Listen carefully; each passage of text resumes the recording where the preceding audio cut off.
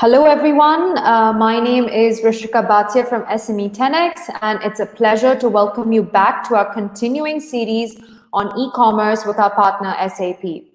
So as we've discussed in some of our previous discussions, changes in marketplaces and consumer attitudes are undeniable, but technology has been torpedoing this pace of change. It's become very clear to businesses that falling behind simply isn't an option.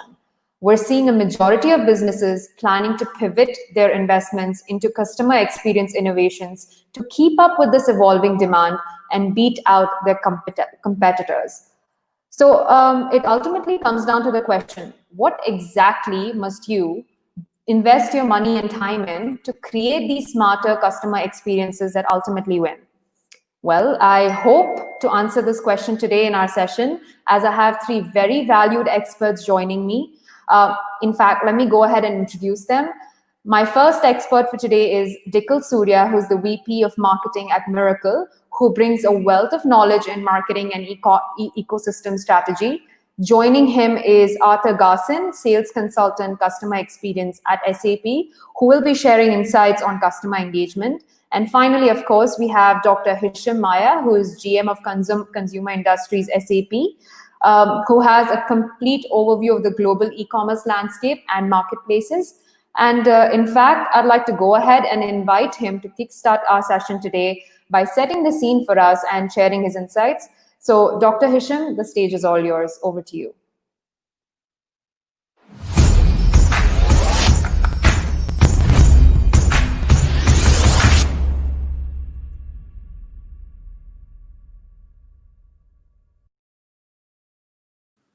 Thank you, Rishika, and welcome, a warm welcome also from my side. So as Rishika mentioned, I'm the GM for Consumer Industries for the EMEA South region. So I have a lot of discussions with our clients from the consumer industries, whether it is from the retail or consumer products, from fashion, from grocery, in order to understand what is on top of their mind now in the post-pandemic phase.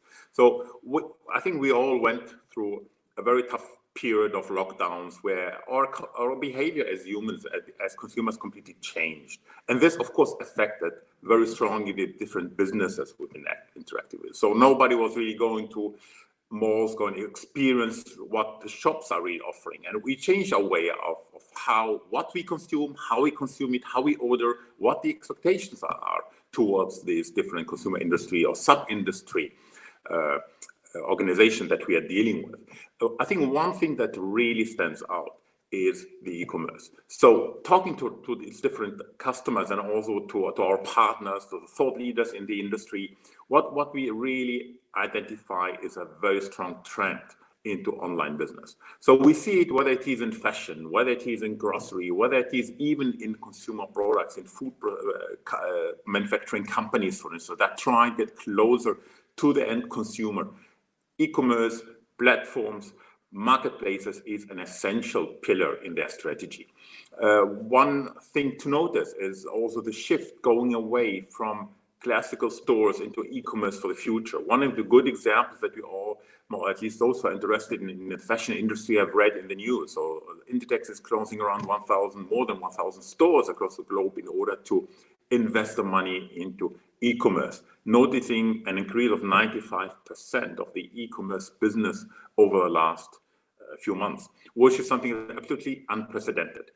Maybe this growth is not continuing this way. Maybe it will flatten down at a certain moment, but it is there, definitely. E-commerce is taking more and more space in the strategy of the different accounts or enterprises we are dealing with. The important thing, e-commerce is not just e-commerce, it's about experience, about providing the right experience with a hyper-personalized approach, providing the right products and services, and a great experience to interact with the brand, with the customer, with the different partners of this organization via one interface. And that changes completely the way how companies are positioning themselves. So let's have a look at a few numbers. So one of the, I think, quite thriving statements comes from McKinsey in that sense. It shows that one of the pillars, beside, of course, supply chain, beside really managing liquidity, beside managing resilience, is the investment of companies that need to be in the e-commerce.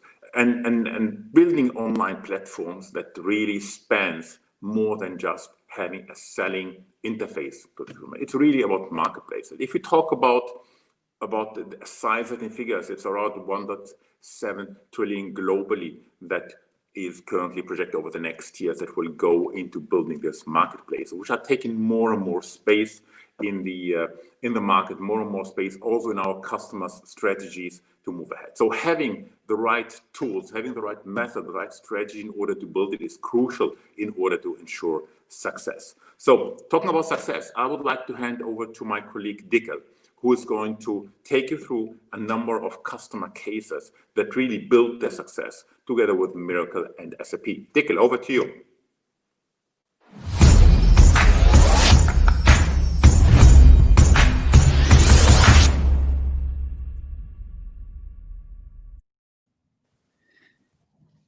Thank you very much, Hisham. Thank you for having me. So I am Dickel Surya. I head marketing for the EMEA region at Miracle. So before I jump into those two marketplace stories, I wanted to just quickly comment your introduction, Hisham. You were talking about the numbers we've all seen from Inditex. The communication on physical stores and also on how they're going to accelerate in e-commerce. So we have seen as much growth over the past 2 months in countries like the US or in the UK as we've seen over the past 10 years. So we definitely see a huge acceleration.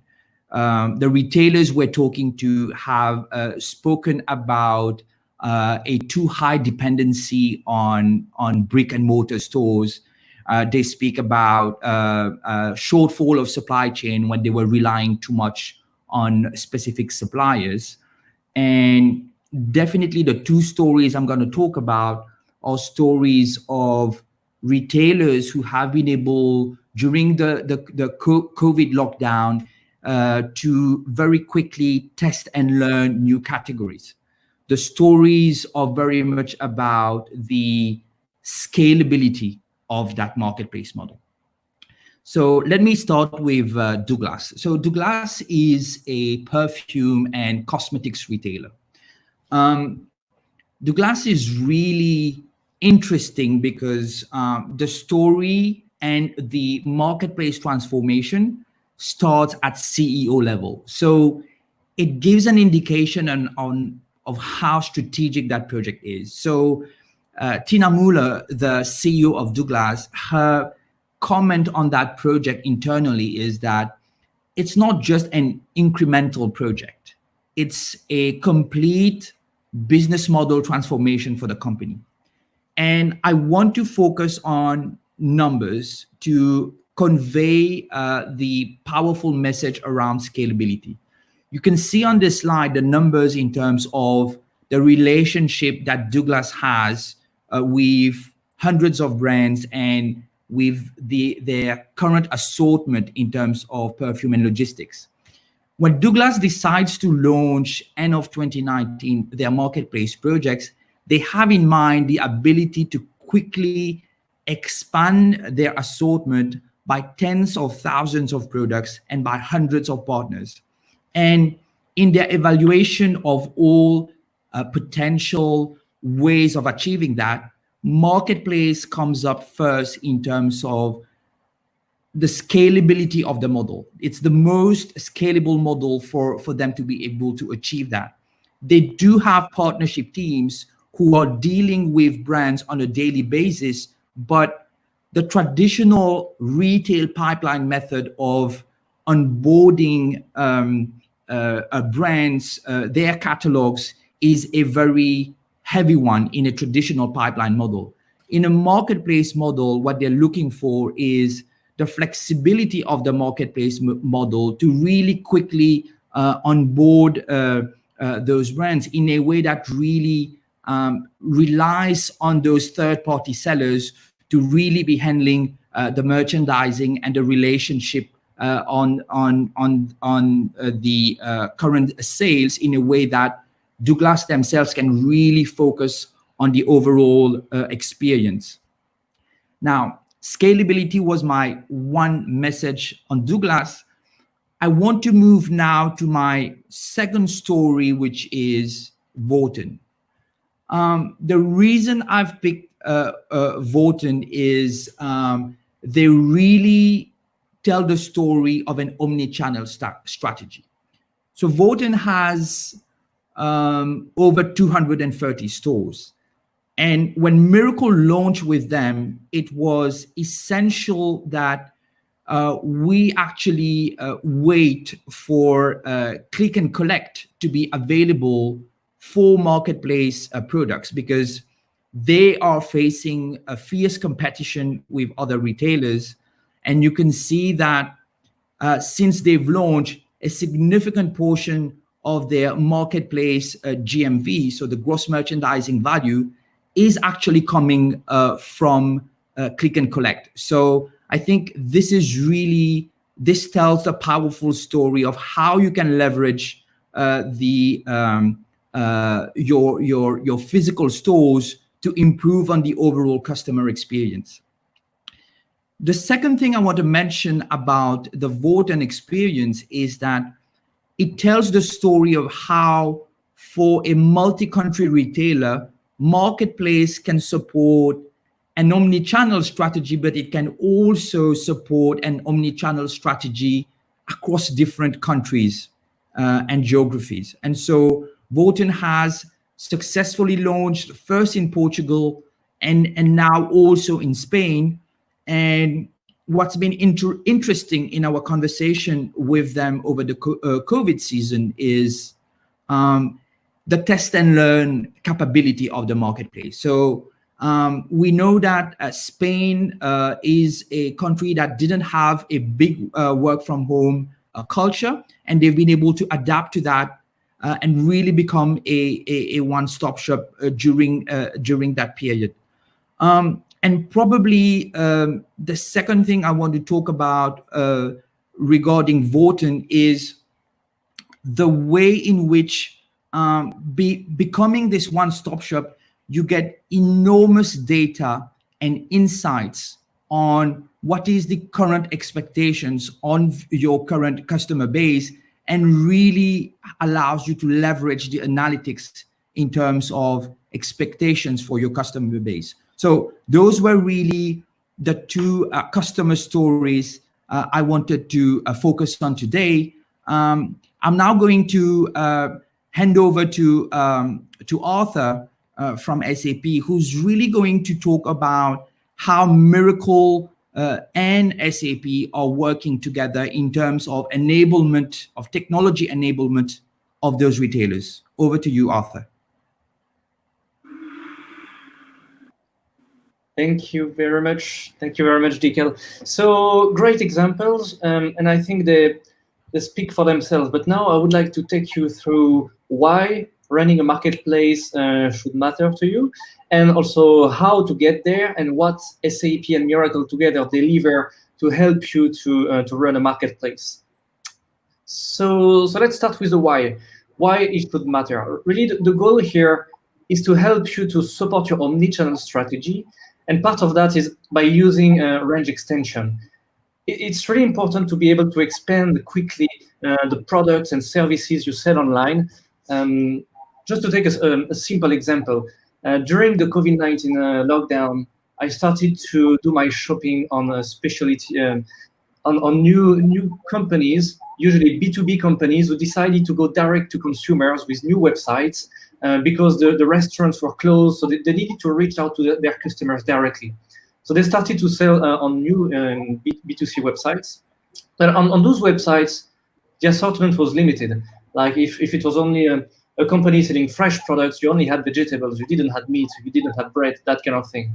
And even if the experience is nice, you use it once, twice, but after that, you go back to a supermarket because the assortment is bigger. And the same thing might happen online when you think about it. So it's really important for you to be able to expand all the services and products you are able to sell online and find and understand the customer's habits from there.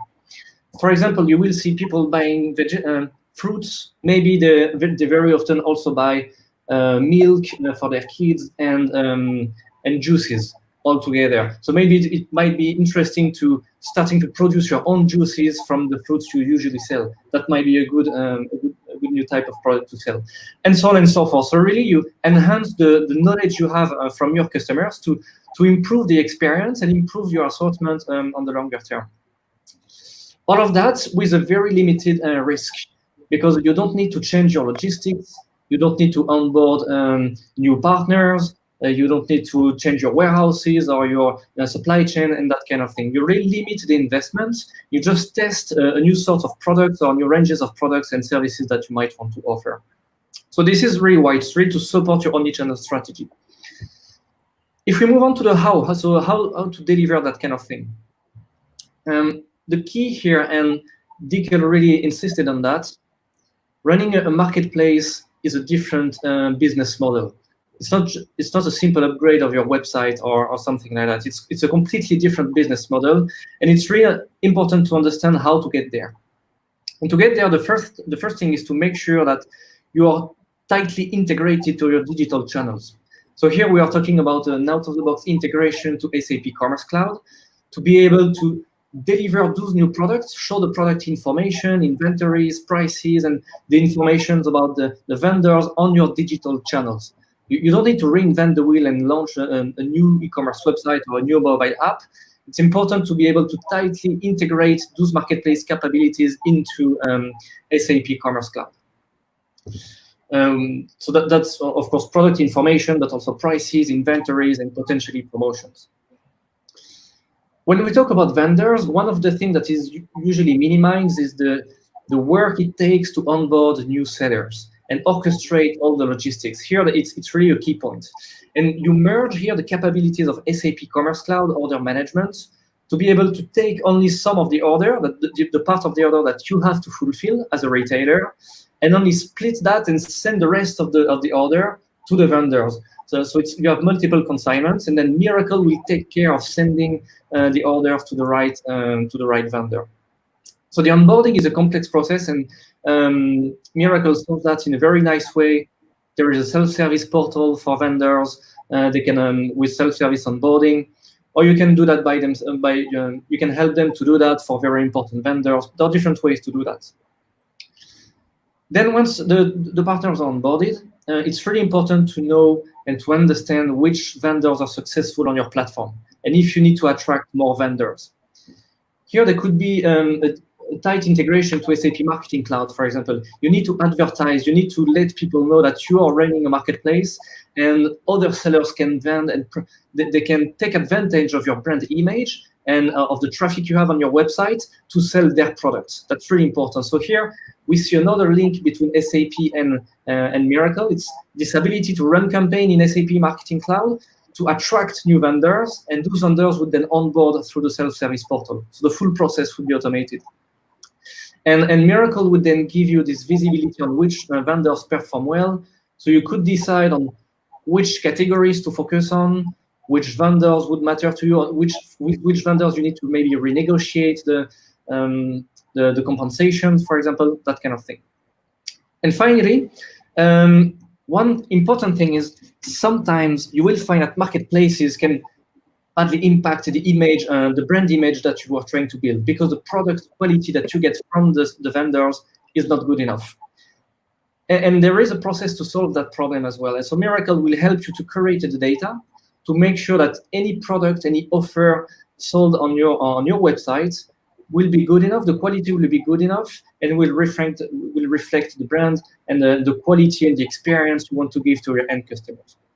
So all those processes, onboarding, digital channels, analytics, product quality, this is really the how to get there and how we help you.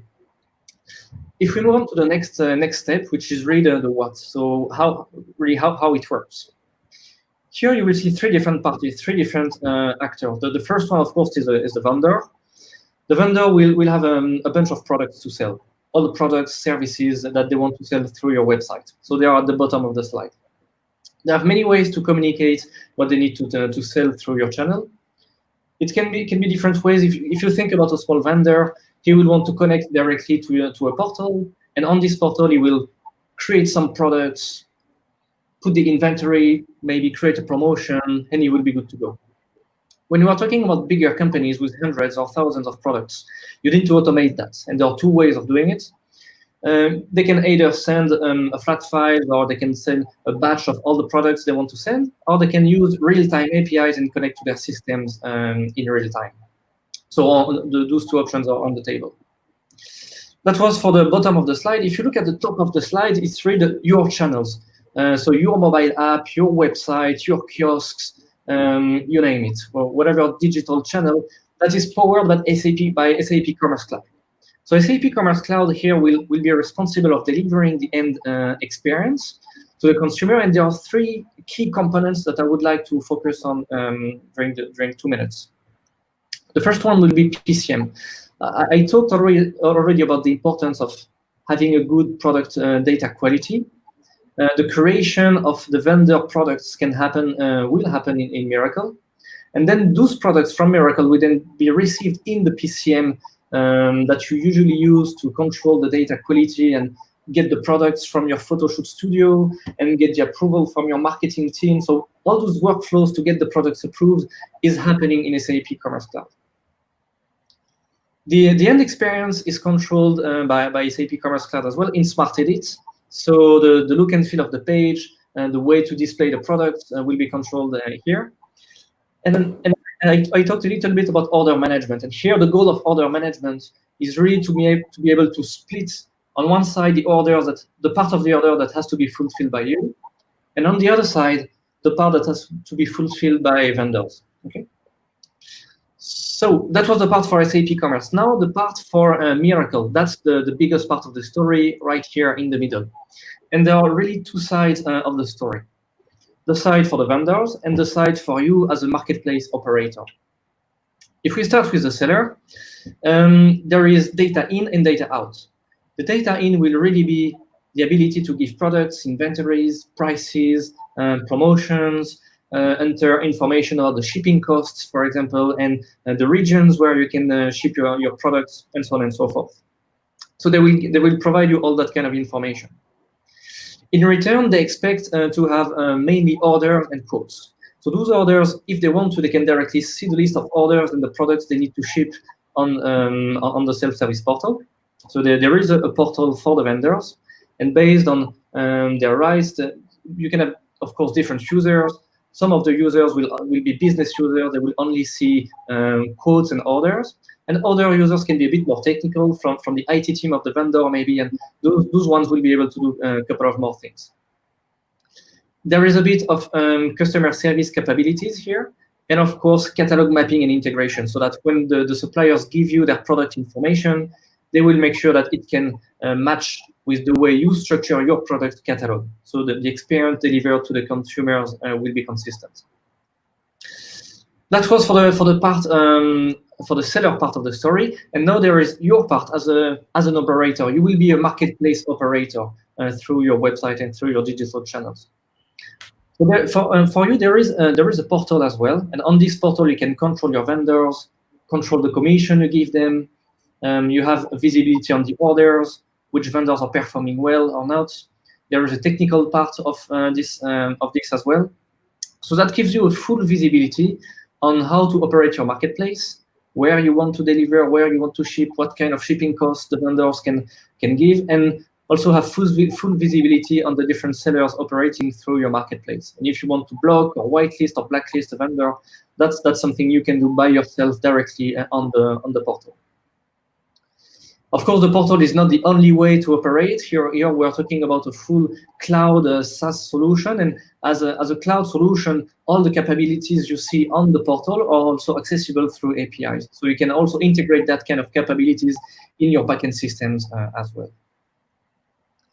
This is so just to summarize very briefly, this slide is really about the three main actors in the marketplace: the vendor, the operator, and the third key component is really your digital channels. And Miracle is really operating the key part of that in the middle. If we move on to the next slide, to summarize, really, so we've seen why it should matter to you. how to get there with proper business processes, and what Miracle delivers to get there. And really, the benefits you can get are to rapidly increase your product assortment, to offer more options to your customers, and not only your core products. And by doing that, you will have the ability to learn more about your customers. You will see the different browsing habits, or where the traffic comes from on your website. Maybe you will have from the SEO will be very good, or maybe some campaigns will drive a lot of traffic from categories that you don't usually sell. And even if your brand is not known for that kind of product, you will see a huge revenue coming from there. So you will learn more from the customer's habits. It's a very important source of information. And of course, the end goal is to sell more, increase your sales, and by giving a larger set of products to buy from your channels, you will increase the customer satisfaction. Going back to the first example I was mentioning, I have my favorite grocery retailer not far away from here, but he only sells organic vegetables. Today he has a website selling not only his great organic vegetables, but also organic chicken and organic bread and additional products. I will be much happier, and I will be able to buy all my products only from him. That would be a great achievement for him. So, keeping all this in mind, I will hand it over to our moderator. Handing over to you. Thank you very much. Maybe just a few comments from my side before we move. Looking into all this, I think, and from the other side, seeing what the future of malls and department stores is currently taking place. If you look specifically at the US, where you have around 25% of the malls that are shutting down, where you have department store filing for bankruptcy every day. I think this is the recipe, in fact, that will help these organizations like malls, department store, multi-brand stores, in order to prepare themselves for the new normal. And what I specifically like is not only the marketplace aspect, of course, but also the capabilities of these organizations to leverage their brick and mortar facilities in order to enable the omni-channel, because they will have a complete different approach to retail than they had before. So the pandemic now increased dramatically this dying of the malls and the complete change in the way people are shopping, and also how willing they are in order to spend hours and hours in malls, department stores, and trying to look for the right item. But I think this is a perfect way and a perfect recipe for them in order to really move into growth again. What do you think, Tikal? What do you think? I think there's definitely going to be a new normal. So to your point, they've realized that really they were not equipped sufficiently in terms of logistics and fulfillment process and the ability to really quickly react. So my first learning from this period is that they needed to react fast, and the miracle operators who had marketplace enablement were able to do that. So that's clearly one thing. About the specific segment of department stores, we have recently seen renewed interest from them, which I think is an indication that there is widespread recognition that if you think about it, a marketplace is really an online department store in the sense that those department stores actually have expertise in terms of managing the relationship with third-party brands. So it's just a matter of us really working with them to enable them in reproducing that model online, basically. And so I definitely think that things are going to change for department stores. That's all about speed and agility, right? Yeah, totally agree. Okay, thank you. Okay, let's move back to the moderator. Thank you very much.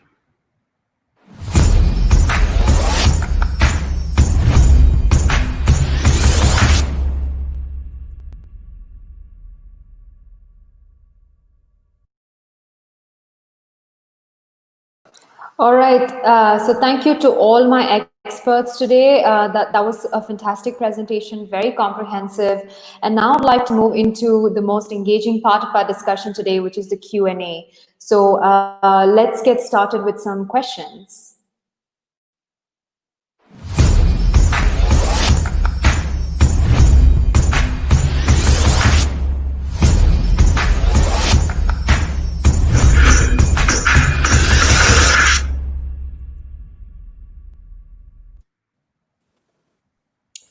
All right, so welcome back, everyone. Thank you for that discussion. It was quite insightful. I've made some notes here, and I have a few questions that I'd like to kind of throw at each one of you. But before we get into some of the technical aspects, because I'd like our viewers to completely understand the solution that you Dikil and Arthur, you were highlighting, right? But before we get into that, perhaps Dr. Hisham, I'd like to pick up on something that you just mentioned. You said 35% of malls in the US are shutting down, and overall, if you look at the retail picture, there seems to be a lot of bad news, as it were. There seems to be a lot of challenges being talked about, but obviously there is a brighter side, and we are seeing a lot of businesses emerge out of the situation that we're facing currently. So, Dr. Hisham, do you want to just take a second to maybe highlight to our viewers some of the opportunities that are coming out of the current situation for retailers? I think the fact that 25% of the malls are disappearing over the next years, or maybe even the next month, it's just an acceleration of a trend we already saw before. So the pandemic just accelerated it. There was no other way around anyway, but it's just an acceleration. And with that acceleration, opportunities, of course, rise. And I think the pressure now to invest into digital platforms and invest into omni-channel, this would create complete new opportunities and very fast opportunities to our customers in the consumer industries. And not everybody is suffering, by the way. If you look at the consumer retail, you have two aspects. You have fashion. Fashion companies are extremely hit. Even fast fashion companies are extremely hit by the pandemics. If you look on the grocery side, these companies are thriving.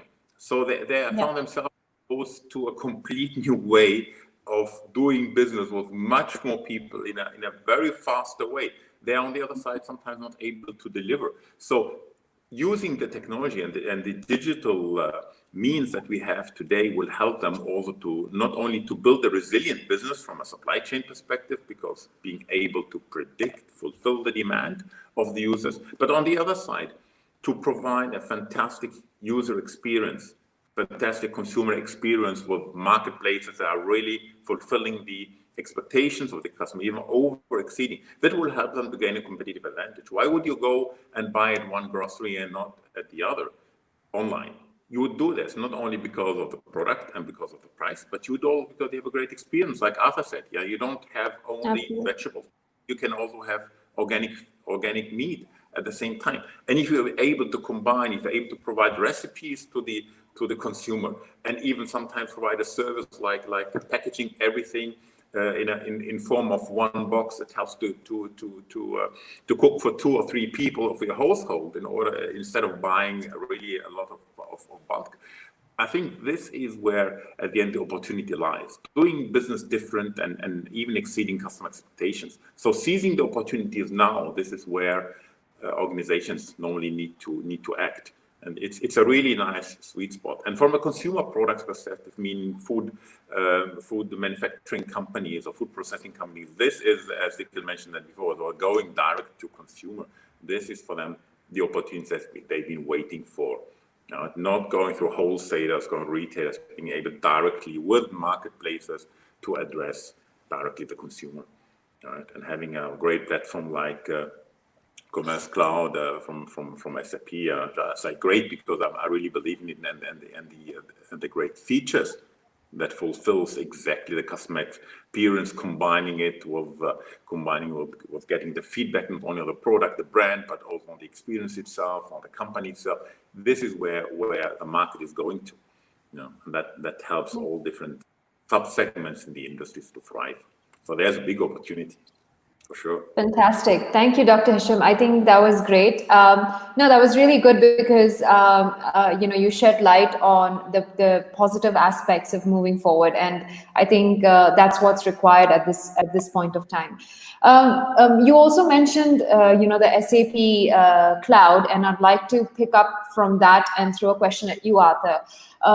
You when you were talking about the solution today, I wanted to clarify, is this solution available only to SAP customers that are on ground or on premise, or is it also available to cloud customers? It's available for both. Actually, there is no restriction. It can be on-prem or Commerce Cloud V1 on SAP data centers or CCV2 on public cloud. It doesn't make a difference. Great. And Arthur, let's take the instance that I'm a company and I am coming to you for the solution. Can you walk us through the typical onboarding process? Because I think we went over that a little bit in the presentation, but I think it's worth revisiting that in slightly more detail. Yes. So about the process. So during this presentation, I talked mainly about the technology, the solution itself. But it's really important to understand that SAP and Miracle don't just provide a solution, but we also provide you the services to get you on board quickly. Maybe after that, Dikkel can complement a little bit, but with SAP Cloud Solutions, of course, you are assigned to a customer success manager who will help you to set up the solution and get on board quickly. With that, there are a lot of ways to get help, videos, newsletter. There is a portal where you can get all the information about the product, but we also have a set of different expertise and services that we can provide to help you to set up the platform for your product experts, for business experts, and then quarterly we can do reviews with your technical team and with your business team. So there is a big set of products and a big set of services to help you to get on board quickly and efficiently. What I would add to that, thank you, Arthur. What I would add to that is maybe before the launch of the project, so before we actually engage with a customer, one of the things we do that really help out the retailers is we help them actually build a marketplace business plan. So we have a business planning support team that really helps you leveraging our experience working with over 200 marketplace operators from across the globe. So I think this is really important because this really helps with actually carefully planning and sizing that new organization. The second thing I'll add is exactly what Arthur said, we're not only bringing technology, I'd say we're bringing the technology, we're bringing the expertise, and we're bringing the ecosystem. So in the expertise chapter, I'll talk about how we have a customer success team that's really verticalized, meaning that taking the example of Douglas, so you're actually working with a consultant that has expertise in cosmetics, in health, in beauty, in health and beauty products. So, and I think, and we've seen the value of how this has helped retailers really drive their business. Rishika, your question was on onboarding. So those consultants are really helping retailers on a daily basis on how to define your onboarding process. How do you set up your quality control? Arthur showed how this is an important part of the feature set. So the consultant is really helping out on that. And on the ecosystem front, we're really bringing an existing, always growing ecosystem of third-party sellers that are all connected on our Miracle Connect platform, which is to some extent the platform of platforms, meaning that what we've seen over the years is that every day that goes by when you're not exposing this extended assortment, you're actually losing revenue. So we don't want to be the company that's bringing the technology and then it's just sitting there. We also want to really be accelerating. We've seen the importance of having a minimum of 50 sellers before you actually launch your marketplace. And so the Miracle Connect ecosystem is really helping the retailers quickly onboard that minimum amount of sellers for them to be successful in their launch. Brilliant. No, that was great, Dikkel. I would like to continue with you, Dikkel, and ask you a question. And I'm sorry if I'm putting you on the spot here, but as an SME owner, there are two things that are probably on the top of my mind when it comes to a solution like this, and that is affordability and return on investment. So I was just wondering, since you shared some brilliant case studies, are you able to also talk a little bit about affordability and ROI, for companies?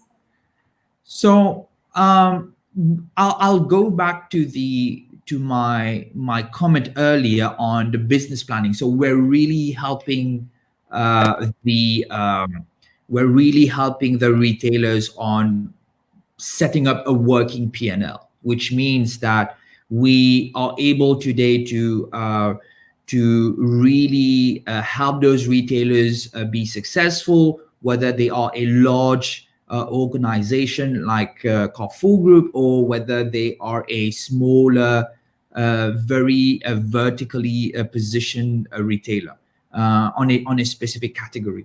And so I think that my best answer on affordability is that the business model that we've set up is really designed to really be able to be part of the success of the marketplace, meaning that we are sharing the risk with our retailers. And so the model, the marketplace model being very largely commission based, we are conscious that we want the retailer to be successful, and our business model is really indexed on the success of the marketplace. Great answer, Dikkel. That was a great answer. Arthur, I'd like to jump back to you. And when you were talking a little bit about you did a great job of highlighting the features of the solution, right? But one question that I had for you was, and I've made a note of this, how will product releases get synchronized between SAP and Miracle? All right. So Miracle is a SaaS product. So the releases come every 2 weeks, I think. So it's upgraded continuously, and you don't need to pay attention to that kind of thing. And on the SAP Commerce side, there is a connector to connect easily to and get the products, update the storefront so that the storefront can natively show different offers for the same product, and have a specific page for vendors and vendors rating and that kind of thing. So in that case, this the connector is in the version you're currently using of SAP Commerce. And if you upgrade SAP Commerce, then in this upgrade, you will get a new version of the connector if there is any required. But in any case, even if you're using an old version of SAP Commerce, there is backward compatibility with the Miracle APIs. Maybe one thing I'll add to that is we have two types. So as Arthur mentioned, it's a completely cloud-based solution. And so from our perspective, upgrades are really easy to manage. We'll tend to separate them into major product release updates and more minor updates that are generally more bug fixes. And so this very scalable method allows us to push updates on a quite regular basis. The other thing I'll add is we do have a team within Miracle's Labs team that's really dedicated to the validation of the connector, meaning that as Commerce Cloud is being constantly upgraded, we are making sure that there is no issue in terms of backward compatibility with the versions that are being used over and across our customer base. Right. Dikkel, I would also like to ask you at this stage, so, as a business that is currently on a traditional, solution, what would be your advice for me as I look to, shift to a platform-enabled solution? What are some things I should be thinking about? I think, first of all, the reason I picked the two stories is one of them, the Douglas one, is an example of a very curated marketplace strategy. The Wharton one, the omni-channel story, was a more of a generalist approach for an omni-channel retailer. The reason I'm mentioning those is that I think the first step is really deciding what the strategy is. And so there are a number of strategies to pick from. And once the strategy is set forward, you really need to be investing in developing that seller ecosystem that will help you support that strategy. I mentioned earlier the Carrefour group. It's an example of a miracle customer. We are serving in multiple geographies, but our strategies with them will actually differ based on the country. So, for example, the Carrefour France marketplace is purely dedicated to food, because the Carrefour France team is really designing a strategy around food, especially in as Hichem was mentioning earlier, grocery is heading into a new normal where online behavior is going to be increasingly important, and the customer experience that goes with that is going to be important. So number one is, what is the assortment strategy? What categories are we pursuing together? Is this very curated? Is this generalist? And therefore, how do you build a seller onboarding team and recruitment team that allows you to hit that target? The second thing I'll mention is, if you look at the ways in which the marketplace teams we work with have been successful, is because they have really, I would say, carefully designed what is the minimum viable assortment for them to actually do their launch. So I think starting to think about who you would want in that, and really helping to really design and curate as you go along. Which brings me to my third point, which is, if you're actually thinking about a marketplace, I think you shouldn't be thinking too much. And the reason for that is, I was hosting a webinar with the Afound part of H&M Group, which is a marketplace in fast fashion, which Hichem was referring to earlier on. And when I asked them the question of what would you have done differently, their answer to me was, we shouldn't have waited. We should have launched even more quickly, because as you launch, you get the data of what your customers are actually looking for, which you can't actually have while you're not launching and thinking about what should I launch, which is something Arthur touched on a bit earlier on, which is that unique position that puts you in terms of data. So get started with an MVP. The data and the insights will come, and you'll be able to build upon that, would be my advice. And I think taking this even... Sorry, Dr. Hichem, go ahead. Right, if you really understand what your customer needs, specifically if you are in fast fashion, understanding, being able to fulfill and even predict what your customers will want. I think that having this intelligence and being able to adapt your entire demand plan, your entire design, all this in order to be able afterwards also not only to make more money, but also be more sustainable. Reducing waste is something that is really critical in the fashion industry. So all this, I think, comes very nicely together. Yeah, completely agree. So the Afound marketplace from H&M is really core to the sustainability strategy of the group.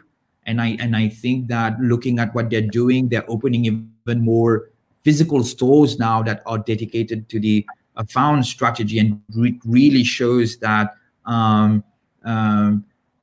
as soon as you launch, the insights come in, and you can you can really build on that. It's really, I'm going back to the term I used before. It's really about scale.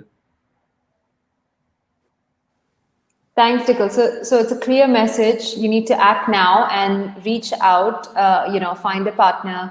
Dr. Hisham, I'd like to, I'm going to try and zoom out of the conversation slightly now so that, we're able to wrap up as we come to the close of the hour. Just a quick one, Dr. Hisham. How do you see, the rate of adoption being different across different markets? Where are we at here in the UAE, in the Middle East, when it comes to adoption? Overall, generally with e-commerce marketplaces, are we ahead? Are we getting there? Is there a lot of work to be done? What are your thoughts? I think I'm responsible, in fact, for the entire South European, Middle Eastern region. So starting from Portugal, all the countries to Pakistan, of course, including the Middle East. And what I think in the Middle East, the specific part of it, that online, doing business online, being in e-commerce, but on both sides, right? Whether it is from the consumer's habits, but also from the company, from the organizations, from the sellers side. I think this is something that exists for a while, right? It's not being scaled, so the capabilities are there. It comes to now, in my opinion, first of all, to go one level higher and to build a strategy around. It's not just to launch a website and afterwards to wait until you have customer joining who will be buying. But I think it's really now take the moment, step back, build your strategy, build your omni-channel strategy, leverage on the capabilities that you have, leverage on the fact that I think there are more mobile phones per person in the Middle East, specifically in the UAE, more than in any other country. So the society is completely mobilized. Now it's about leveraging this in order to connect it on the other side to the offer and having a hyper-personalized offer to the consumer, and then I think that we'll be on the right track in order for this organization. Right. It takes, as I said, it takes the strategy, but it takes also the execution and the right execution in order to do it. And I think here we can for sure learn also from Chinese companies who are embarked already early on all this and leverage a lot of social channels in order to address the consumers. I think it's not only good to look to the West, but also really to the Far East. And here there are some lessons learned that we can definitely leverage. And we're here to help you. Absolutely.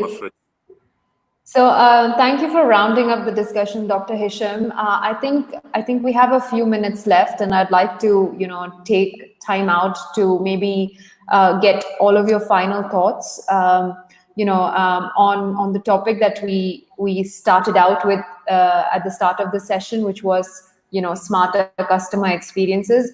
So I'd like to maybe perhaps start with Arthur and go ask this question to each one of you. What should today's businesses be thinking about when it comes to smarter customer experiences? What is your final advice before we sign off? Arthur, do you want to start? Yes, sure. So I've seen different reactions to the current situation.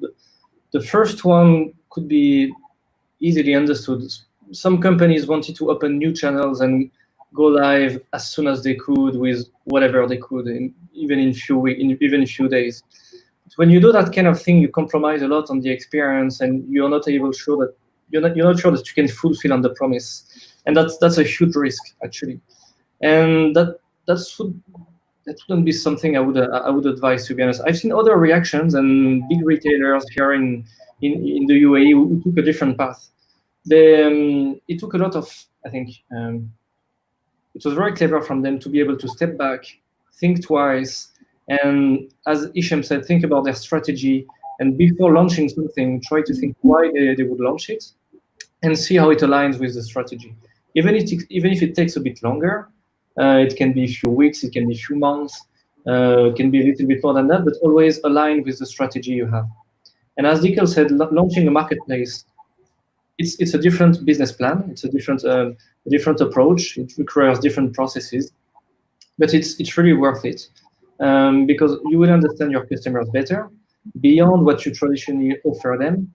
And you do that by, in the meantime, you minimize the risks. So, and the impact on the experience would be really great for your end customers. Fantastic. Thanks, Arthur. Dr. Hisham, any parting thoughts that you'd like to share? As I said before, the strategy is really, really important. And I think not just getting online and setting up a website or any e-shop, this will not be sustainable. And better invest now in something that will give you a competitive advantage than doing like anybody else and having a go-to-market with any e-shop, and then you just try to sell products online, because this will, first of all, not give you a competitive advantage, and second, will not really give you the loyalty of your customers, because you're just running with the crowd. So distinguish yourself, build yourself a strategy, and always think about omnichannel. Leverage the brick and mortar capabilities, facilities that you have, specifically in the Middle East, right? We have great malls, we have great facilities, we have all this in order to provide a superior experience that is linked afterwards to the marketplace, right? When you interact with a store, you need to have a great experience as well. So bring this together. This is absolutely crucial and fundamental. Great, great points, Dr. Hisham. And then finally, Dikil, over to you. Any final thoughts for the audience? What do you want them, what do you want to leave them thinking about when it comes to smarter customer experiences? Thank you, Rishika. Maybe my one final thought would be that across Hisham's region, so South EMEA, but I guess more generally across EMEA, in the conversations we've had, we often get asked the question of those brick and mortar retailers saying, but isn't there a risk, Dikil, in terms of cannibalization? We're going to open our assortment to potentially people we're competing with. And my message to that is really that we now have data points, first of all, that show that the omni-channel strategy, leveraging marketplace, is working. If you go back to my Wharton example, 60% of the marketplace GMV is actually leveraging click and collect. And my second point will be that we actually have the data points that show that the marketplace assortment is actually driving more traffic to the online capabilities for owned inventory products, and it's also driving more traffic into the stores. So I want to really leave that final thought with everyone, which is that Arthur was talking about the SEO capabilities. The wonderful scale that marketplace brings you actually drives more traffic, not only online but in the actual physical stores. I think this is a real key point to help our retailers in their decision making. All right, thanks, Dikil. I think we've had some fantastic points come across today, a lot of food for thought. Thank you, each one of you, for joining me today and for this fantastic session. I'd also like to take a second to thank everyone that took time out to watch us and join us through the session. For all of you that are watching the session on demand, feel free to reach out to any of our experts, and I'm sure they'll be able to help you offline if you have a question. And thank you so much, and we hope to see you at a future webinar. Thank you, Rishika.